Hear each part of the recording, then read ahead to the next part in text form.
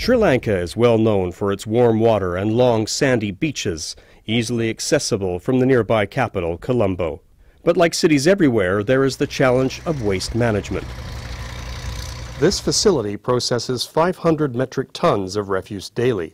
It attracts waste pickers like L.R. Wasanti. Each day she sorts through the garbage to find material she can sell to recyclers. In 2011, the International Labour Organization began working with the Provincial Waste Management Authority to improve working conditions for people like Wasanti. Her job is becoming more formalized, and all the workers here are registered with the WMA. Through the support of the Australian Government ILO Partnership Agreement, Wasanti has received tools and training on safer recycling practices to ensure the job she does helps her nation and the environment. The workers received training from the ILO about occupational safety and health, and also about the importance of their work. That improved their sense of dignity, and they also became more productive. Improving working conditions in environmentally sensitive sectors of the economy is helping create and formalize the concept of green jobs.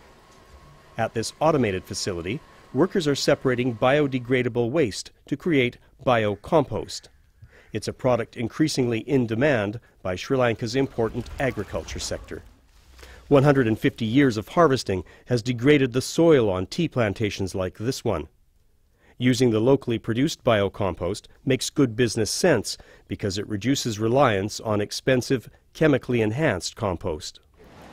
The director of this company has just placed an initial order for 200 metric tons of the WMA's ILO-supported Green Jobs compost. In addition to creating additional jobs, we'll be doing the country a service because we'll be disposing of the garbage and other unnecessary material that will cause other problems like health problems. We'll convert into something useful and profitable for us in terms of the yield and the quality of the tea. So a lot of employers are into doing green practices on their own. We notice that there are green practices happening within a lot of companies in Sri Lanka. From a worker's perspective, in order for employment to become green, the work must also be considered decent. The training of these workers and the formalization of their duties is helping to achieve that. This is the first project that it addressed the working people's health of these waste handlers. So they said that they never had any training programs throughout their working life. So this was the first time that they had a training program with regard to occupational safety and health. The workers in the garbage sector or the sanitary sector were looked down upon as the lowest. But to make it a decent job, and there will be people who will try to get into this job because there is some sort of dignity attached to it. It's now midday at the landfill. It's hot, and Wasanti decides it's time for a break. She lives nearby and heads home for lunch.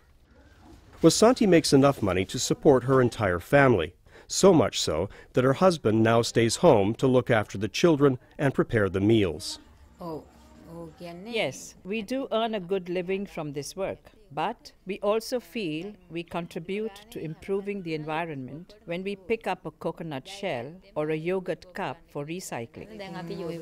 Prior to the ILO training, we went to work in our street clothes, but that was unsanitary. Now we go to work in more appropriate attire. Equipping these workers and training them on the importance of their jobs is just the first step in ensuring green jobs. However, we have to also fulfill the needs of our constituents, namely the government, the workers and the employers, and ensure that their economic and environment needs are met. Thanks to the Australian Government ILO Partnership Agreement, we are quite confident that we have achieved this. Creating and sustaining green jobs requires the collaboration of many, from the workers providing vital tasks like separation and recycling to the authorities that oversee production. And of course, employers and industry always on the lookout to remain competitive through new opportunities.